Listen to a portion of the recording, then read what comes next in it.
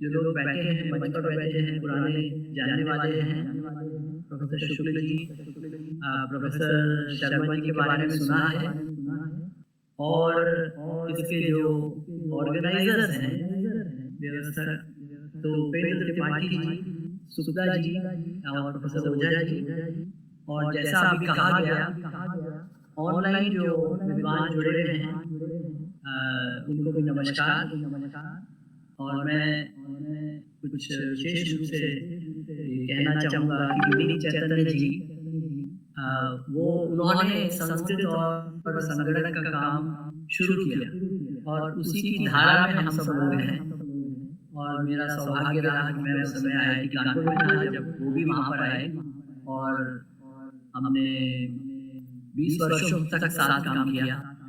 इसके बाद अपनी अलग धारा में गए क्योंकि ज़िम्मेदारियाँ दूसरी आ गईं।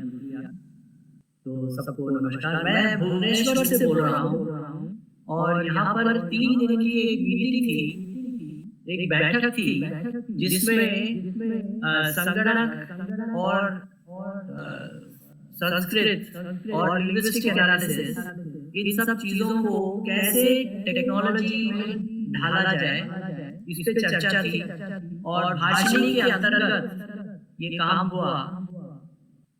भाषिणी जो है उसके बारे में अभी मैं बताऊँगा। मैं चाह रहा हूँ कि मैं थोड़ी अपनी स्लाइड आपके सामने साथ शेयर कर दूँ। मैं पहले अब उसका प्रयास करता हूँ और मैं भी भुवनेश्वर में ही हूँ और ये मीटिंग अभी कल ही यहाँ पर समाप्त हुई है। मैं पहले शेयर कर देता हूँ स्क्रीन।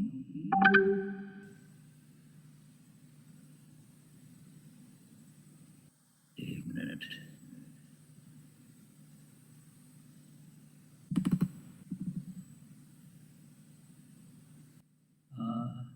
थोड़ी सी कठिनाई हो रही है, थोड़ा सा समय दीजिए। हाँ, ये आ गया।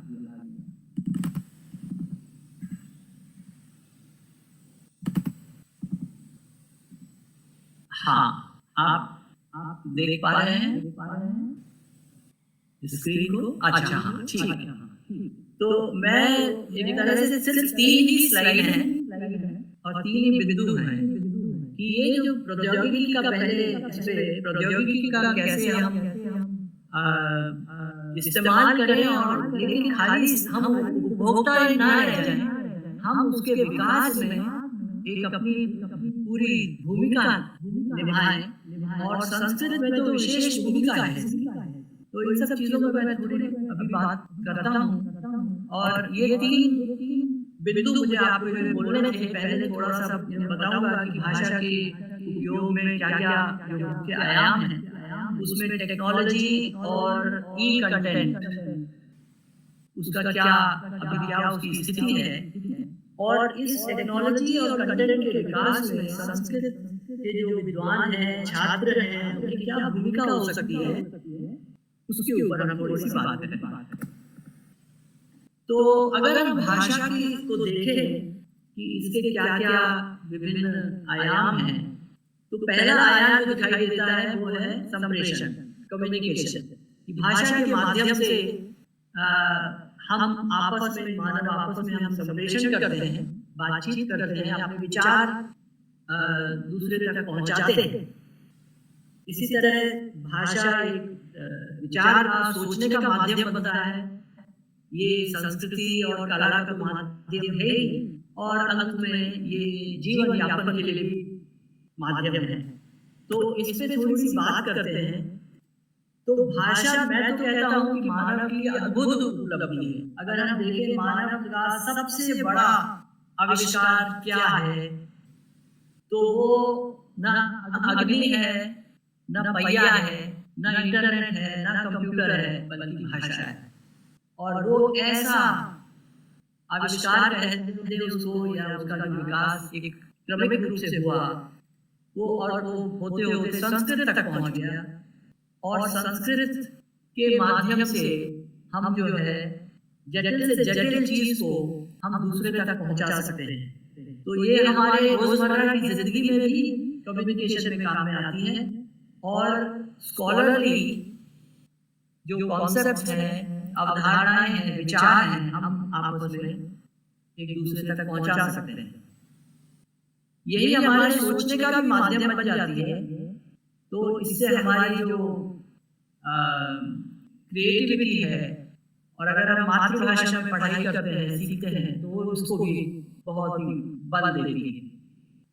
संस्कृति और कला, इसमें मुझे बहुत कहने की जरूरत नहीं है, वो तो है ही। और भाषा एक ऐसा सशक्त माध्यम है जो हमारी संस्कृति और हमारी कला को एक धारा बना देता है, अगली पीढ़ी को पिछली पीढ़ी से जोड़ता है।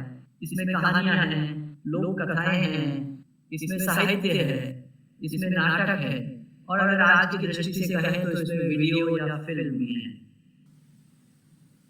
अब भाषा का जीवन यापन में भी उपयोग है। जब हम एडमिनिस्ट्रेशन की बात करें, व्यापार की बात करें, शिक्षा की बात करें, तो उसमें तो यह है ही। लेकिन आज एक विकट परिस्थिति पैदा हो गई है कि भाषा को हमने लाइवलीहुड तक सीमित कर दिया है, जीवन यापन के लिए सीमित कर दिया है। बाकी जो आयाम हैं उनको छोड़ दिया है, और इसके कारण भाषा शिक्षण में, और जो छात्र पढ़ते हैं स्कूल में भी, वो समझते हैं कि भाषा बाद में, पहले विज्ञान और गणित पढ़ लें। लेकिन विज्ञान और गणित को लेकर आप आगे नहीं जा सकते अगर आपके पास भाषा की शक्ति नहीं है। इसके साथ में एक दुखद बात यह है कि जो सामाजिक प्रतिष्ठा है उसको हमने अंग्रेजी से जोड़ दिया। तो ये दोनों चीजें कि जब भाषा सिर्फ जीवन यापन के लिए रह जाए और सिर्फ सोशल प्रेस्टीज, समाज में प्रतिष्ठा हो जाए, इसके लिए रह जाए, तो वो बहुत एक दुखद घटना होती है। क्योंकि हम फिर भाषा की जो पूरे आयाम हैं, और भाषा ही हमारे पूरे जीने के आयाम हैं, वो इसमें छूट जाते हैं। अब इस पे आते हैं कि आज क्या टेक्नोलॉजी और कंटेंट जिसको कहेंगे, तो उसका कैसे, उसका क्या स्थिति है, परिस्थिति है, उसमें क्या किया जा सकता है। तो अगर हम कहें ई कंटेंट, जिसमें लेख भी आ गए, ऑडियो व्याख्यान भी आ गए, और वीडियो भी आ गया चित्र के साथ, तो ये सब चीजें इंटरनेट पर आज उपलब्ध हैं, और मोबाइल डिवाइस के माध्यम से हर व्यक्ति के जेब में पहुंच गए। तो ये डिवाइस हर व्यक्ति के जेब में है, और इसके माध्यम से ये कंटेंट उपलब्ध है। फिर मशीन ट्रांसलेशन, अगर वो हमारी भाषा में जो कंटेंट नहीं है उसको अगर हम पढ़ना चाहते हैं तो हम वो भी पढ़ सकते हैं। Speech to speech language communication and language learning, भाषा को हम कैसे टेक्नोलॉजी के माध्यम से सीख सकते हैं, इनके बारे में थोड़ा सा विस्तार से देखते हैं। कि जो इंटरनेट है उस पे होम पेजेस जिसको बोलते हैं, इंफॉर्मेशनल, वो सूचना के तौर पर तो है ही, और जो आम आदमी को चाहिए, लेकिन इसके साथ स्कॉलरली मटेरियल भी है, संस्कृति का मटेरियल भी है, वो सारा सामग्री उपलब्ध है। और अगर हम पुस्तकों की बात करें, ई पुस्तकें, तो जो लिखी हुई पुस्तकें हैं उनकी ऑडियो बुक्स आ गई। मतलब जो व्यक्ति पढ़ नहीं सकते, चाहे वो अनपढ़ हो या बाधित हो, जिनकी आंख ठीक ना हो, वो भी इसको सुन सकते हैं। और बहुत सारे लोग हैं जो इसका उपयोग करने लगे। लेकिन इसमें कमी यहाँ पर यह है कि भारतीय भाषाओं में जो सामग्री है वो आज भी बहुत कम है। और भारतीय भाषाओं की सामग्री, अगर मैं आपको बताऊं, पूरे इंटरनेट में 100 में से 1% भारतीय भाषाओं की सामग्री है, 99% दूसरी भाषाओं की सामग्री। तो इसमें हम अभी पीछे हैं, और इसमें हमें तेजी से आगे बढ़ना है। फिर आते हैं मशीनी अनुवाद पर। ये अनुवाद जो है, जो सूचना प्रधान सामग्री है, उसके लिए तो ठीक है। अगर आप कुछ सूचना जानना चाहते हैं स्वास्थ्य के बारे में, खेती के बारे में, तो सूचना आप अनुवाद के द्वारा प्राप्त कर सकते हैं। उसमें हालांकि गलतियां रहती हैं, लेकिन वो एक हद तक वो आपके लिए उपयोगी हो सकता है। लेकिन अभी दूसरी चीजें जो है, चाहे साहित्य हो, संस्कृति हो, या और शास्त्रीय काम हो, उसके लिए मशीनी अनुवाद वो स्थिति में नहीं है, और मेरे विचार से शायद कभी भी नहीं होगा। तो इस पूरी सामग्री को हमको लगकर, विद्वानों को इसमें लगकर, छात्रों को इसमें लगकर उसका अनुवाद, मशीन कुछ अनुवाद करके दे, उसको ठीक करना, जिसको पोस्ट एडिटिंग बोलते हैं। कि जो मशीन द्वारा अनुवाद हुआ है उसका संपादन कर लेना, उसको ठीक कर देना, गलतियों को ठीक कर देना, ज्यादा उपयुक्त बना देना। तीसरा जो मैं उदाहरण दे रहा हूँ वो आपने देखा होगा कि अभी मोदी जी ने पहली बार मशीनी अनुवाद का उपयोग करते हुए अपनी बात तमिल लोगों के सामने प्रस्तुत की। और ये घटना आपके वाराणसी में हुई, काशी तमिल संगमम में। और ये घटना नवंबर की है, अभी इसको 1 महीना ही करीब हुआ है, उससे भी कम हुआ है। और इसके लिए जो टेक्नोलॉजी का उपयोग हुआ उसका नाम है भाषिनी, और ये भारत में बनी है। पूरी टेक्नोलॉजी भारत के वैज्ञानिकों ने, इंजीनियरों ने मिलकर बनाई है। इसमें अनेकों भारतीय संस्थाएं जुड़ी एक साथ, करीब 70 रिसर्च ग्रुप और 35 संस्थाएं इसमें जुड़ी। वो 70 रिसर्च ग्रुप 35 संस्थाओं में है और उन्होंने मिलकर काम किया और इस टेक्नोलॉजी को अंजाम दिया, जो कि अभी इसका प्रारंभ मोदी जी ने किया। तो अभी ये प्रारंभिक अवस्था में है, पर आशा है कि आने वाले समय में ये बहुत ही ये उपलब्ध हो जाएगी और उपयोगी सिद्ध होगी। पूरे देश को जोड़ने में इसकी बहुत बड़ी भूमिका होगी। चौथा मैंने लिया है लैंग्वेज लर्निंग की। भाषा जो हम सीखते हैं उसमें तकनीकी प्रौद्योगिकी का क्या उपयोग हो सकता है। तो एक तो है कि संस्कृत, जो लोग संस्कृत सीखना चाहते हैं या संस्कृत के ग्रंथों या शास्त्रों को पढ़ना चाहते हैं, उनके लिए लैंग्वेज टूल्स, तो इसमें मैंने संसाधिनी का नाम लिखा है। उसके माध्यम से संस्कृत को, जो लोग संस्कृत बहुत ठीक से नहीं जानते, वो भी इसको पढ़ सकते हैं।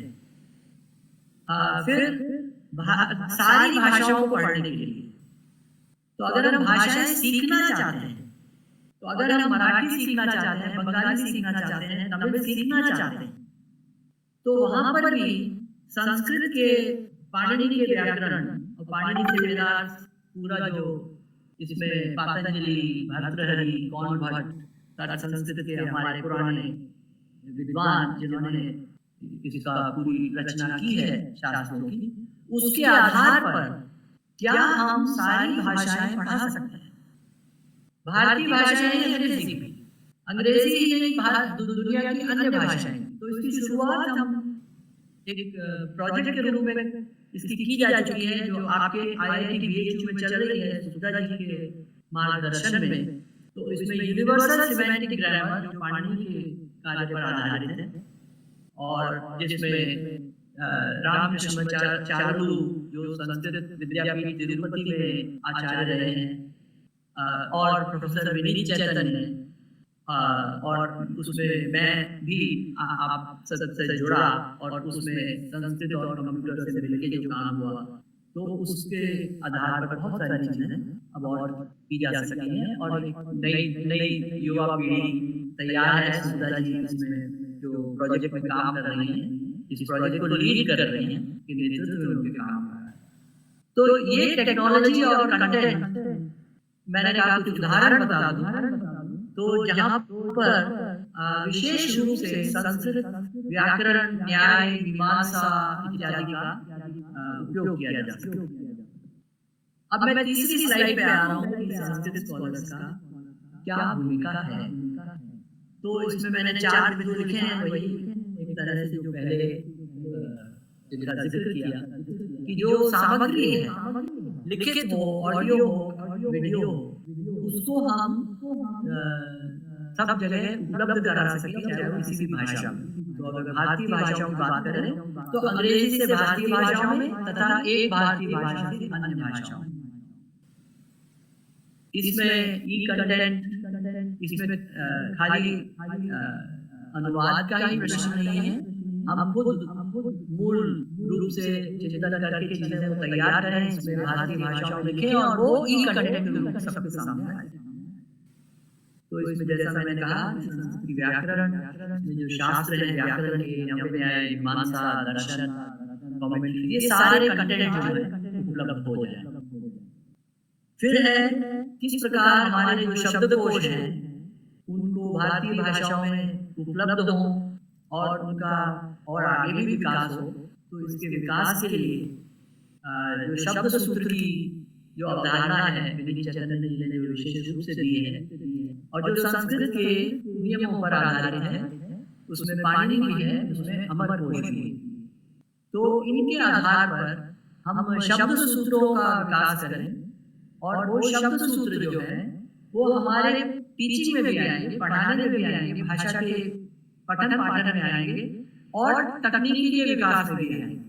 क्योंकि आज अगर जब मशीन अनुवाद करते हैं तो उसमें बहुत गलतियां रहती हैं और ये अगर अच्छे शब्द सूत्र के आधार पर अगर कोश बने और कोश के साथ जिसको टर्मिनोलॉजी बोलते हैं, शब्दावली, विशेष क्षेत्रों की शब्दावली, विज्ञान की शब्दावली, हेल्थ स्वास्थ्य में जो शब्दावली इस्तेमाल होती है, मेडिकल साइंस में जो होती है, अर्थ साइंस में जो होती है, सोशियोलॉजी में जो होती है, तो इन सब क्षेत्रों की जो शब्दावलियां हैं उनको तैयार किया जाए और उनको उनमें जो जुड़ाव है, जो शब्द सूत्र जो उसका बेसिस है उसको बताया जा सकता है।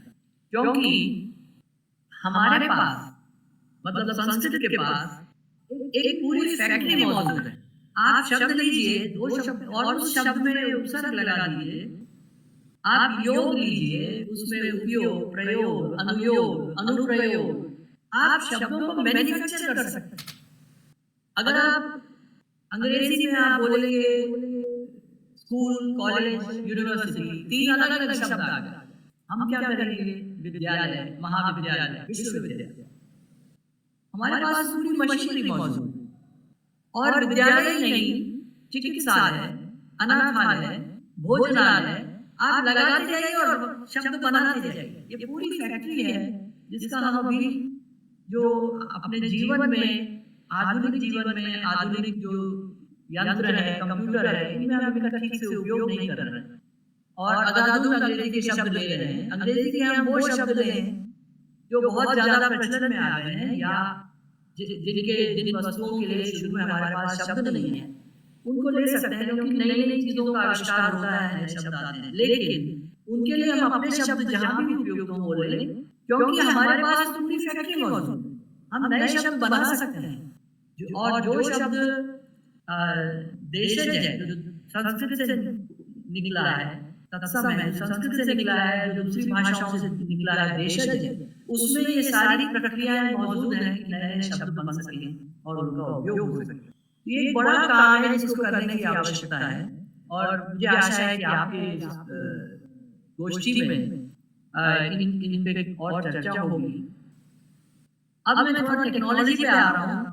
तो इसमें जो मशीन ट्रांसलेशन है उसके लिए जो ग्रामेटिकल एनालाइजर्स हैं, व्याकरण के जो टूल्स हैं, उसमें वो जो है मशीन अनुवाद के यंत्र बनाने में अच्छा एक बहुत ही महत्वपूर्ण योगदान दे रहे हैं और देने वाले हैं। ये हमारी जो 3 दिन की बैठक थी यहाँ भुवनेश्वर में, उसमें यही पाया गया कि जो मशीनी अनुवाद में जो कमियां आ रही हैं, अगर हम व्याकरण के टूल्स में जो अच्छे से डेवलप्ड हैं आज, उसमें पाणिनि के आधार पर पार्सर है, मतलब जो विश्लेषक है, वाक्य विश्लेषण है, शब्द का विश्लेषण है, शब्द पद का विश्लेषण है, इन सब का विश्लेषण ये आज के जो टूल्स तैयार हैं और भारतीय भाषाओं में वो पाणिनि के आधार पर ही काम कर रहे हैं। इन टूल्स को अगर हम इनका उपयोग करते हैं तो मशीन लर्निंग ज्यादा इफेक्टिव हो जाती है। तो अगर हम हिंदी से तमिल में अनुवाद करना चाहते हैं तो हिंदी में जो विश्लेषण, हिंदी के जो वाक्य हैं, चाहे वो बोले हुए हों चाहे लिखे हुए हों, जब व्याकरण के टूल्स उनका अनुवाद करते हैं तो अगर हम उनका उपयोग करें तो वो उस विश्लेषण के आधार पर जो भाषा के जो एट्रीब्यूट्स हैं, जो फीचर्स हैं, उनके आधार पर मशीन लर्निंग की जा सकती है। और ये काम अब हो रहा है, और जो 70 के करीब लोग यहाँ पर आए थे, उसमें यही इन चीज़ों पे चर्चा रही कि इसका और ज़्यादा उपयोग होना चाहिए, क्योंकि ये टूल्स हमारे पास जो मौजूद हैं, जिन भारतीय भाषाओं के लिए ये टूल्स मौजूद नहीं है, उनको बनाने की ज़रूरत है। क्योंकि आजकल आप ये सुन रहे होंगे कि डेटा साइंस मतलब डेटा चाहिए हमें, और कुछ भी नहीं चाहिए। डेटा से कंप्यूटर खुद सीख जाएगा और फिर वो अनुवाद भी करेगा और भी काम करेगा। ऐसा नहीं है। और इस पे जो 3 दिन की चर्चा से बिल्कुल यही निष्कर्ष निकला, और जहाँ-जहाँ लोग इसका इस्तेमाल कर रहे हैं, वहाँ पर मशीनी अनुवाद ज़्यादा अच्छा हो रहा है। तो इसके सबूत और इसके प्रमाण भी हैं। इसी तरह हम अगर आर्टिफिशियल इंटेलिजेंस में बात करें, तो ये खाली भाषा के क्षेत्र में ही, अन्य नॉलेज के क्षेत्रों में भी लागू होता है। अंत में मैंने जो उदाहरण दिया है जहाँ पर, तो अगर हम, तो एक तरफ ये टूल्स और नए अनुप्रयोग, नए एप्लीकेशंस आ गए हैं, लेकिन जो भाषा का शिक्षण है, हर स्कूल में भाषा सिखाई जाती है, प्राइमरी से लेकर आगे तक, और इसके बाद स्नातक से परास्नातक तक, जहाँ पर इसका और अच्छे से और गहन रूप से इस पे चिंतन होता है। उसमें पाणिनि के आधार पर ये काम किया जाना चाहिए। तो इसमें आपके ही IIT BHU में इस पे काम चल रहा है। 3-4 संस्थाएं मिलकर ये काम कर रही हैं, जिसमें यूनिवर्सिटी ऑफ IIT हैदराबाद भी है और IIT BHU भी है, कि कैसे जो है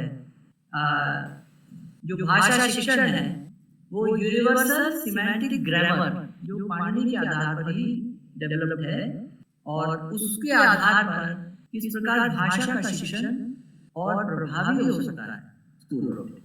और ये खाली, अगर ये यूनिवर्सल है, तो खाली भारतीय भाषाओं के लिए, अंग्रेजी के लिए, अंग्रेजी भी आप और अच्छे से सीख पाएंगे यदि आप पाणिनि ग्रामर को जानते हैं। तो ये इस प्रोजेक्ट का लक्ष्य है, जिसमें अच्छा काम हो रहा है और इसमें सफलताएं मिली हैं। इसी प्रोजेक्ट में USR, यूनिवर्सल सिमेंटिक रिप्रेजेंटेशन, अगर हम इस प्रकार के रिसोर्सेज बना सके जो भी पाणिनि के आधार पर हैं, तो उसके आधार पर लैंग्वेज कम्युनिकेटर इस प्रकार का टूल डेवलप हो सकता है। तो ये मुझे लगता है कि आज स्थिति बहुत अच्छी है और समय की मांग है कि ये टूल्स डेवलप हो, और इसके पास हमारा ज्ञान भी है। तो संस्कृत व्याकरण, न्याय, मीमांसा और अगर जोड़े तो संस्कृत में जो दर्शन है, इन सब चीजों का इनकी एक अहम भूमिका इसमें है। और मुझे आशा है कि इस गोष्ठी में आप इन सब पे गहन चर्चा करेंगे और इसके आधार पर एक शिक्षण प्रोग्राम तैयार करेंगे, जिसमें आपने डिप्लोमा का और आगे जाके डिग्री भी बन जाएगा, मुझे विश्वास है। और उसके आधार पर पूरा शिक्षण इसमें एक परिवर्तन ला सकते हैं। तो मैं बस इतना ही, धन्यवाद।